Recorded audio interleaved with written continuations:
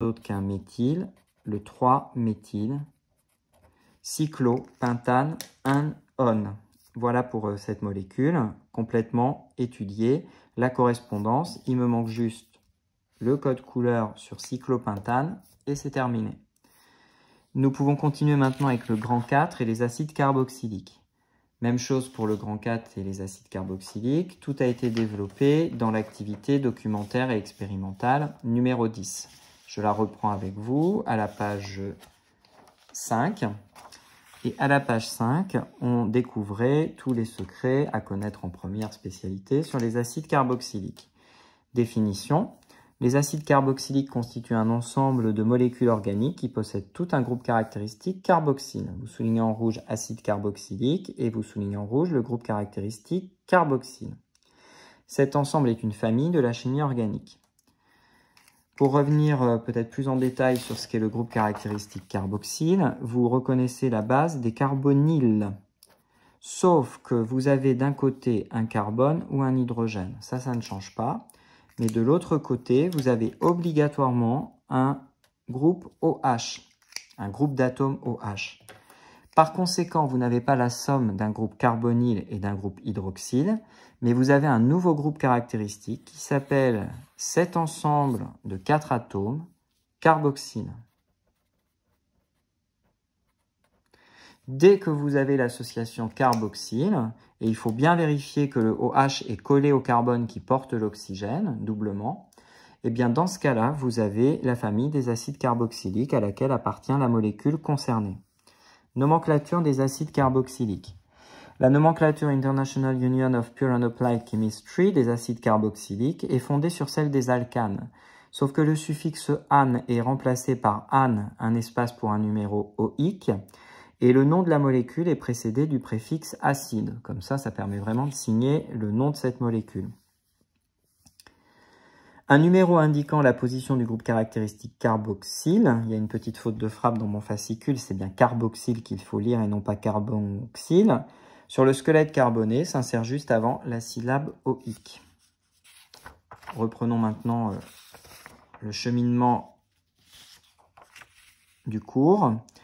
Et nous avions à développer deux exemples.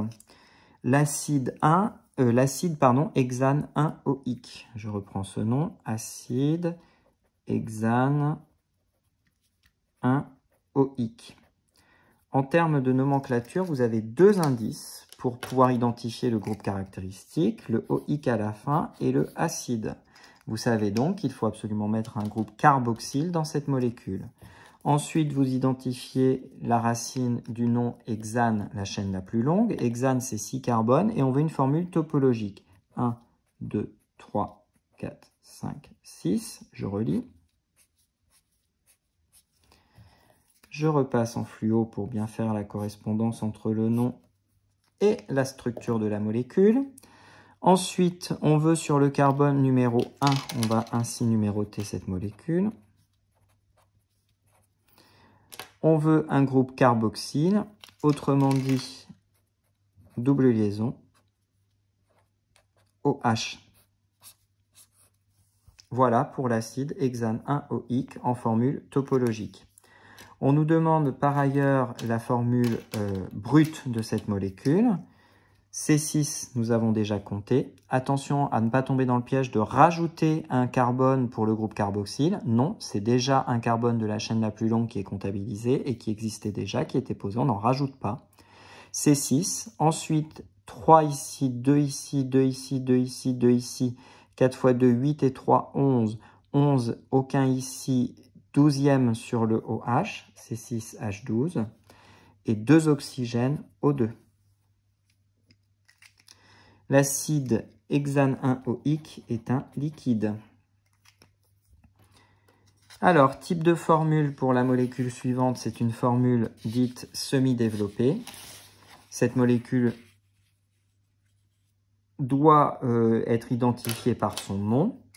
Nous allons ainsi avoir à étudier CH3, CH, CH3, CH à nouveau, C double liaison OH et CH2,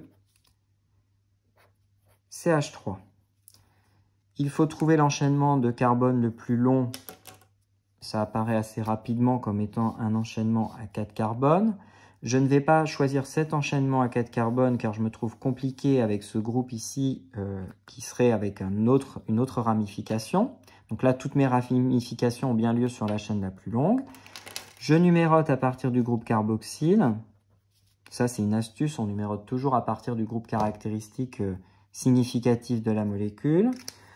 On a le groupe carboxyle qui figure sur le carbone numéro 1. On avait identifié déjà que c'était 4 carbones pour la chaîne la plus longue. La racine, c'est butane. Je peux rajouter le numéro 1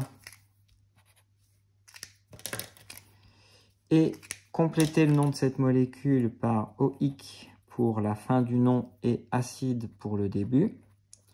Ensuite, j'ai deux groupes non pas caractéristiques, mais alkyles. Sur le carbone 2, nous avons un éthyle. Les mettre si possible par ordre alphabétique. Et sur le carbone 3, un groupe méthyle.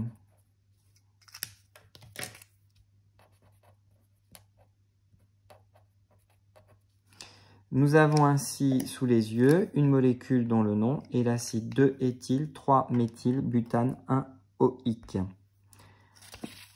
Voilà pour cette partie du cours que je voulais traiter avec vous aujourd'hui. Nous nous retrouverons pour la suite, c'est-à-dire l'étude des spectres infrarouges, au prochain cours. Bonne fin de journée, au revoir.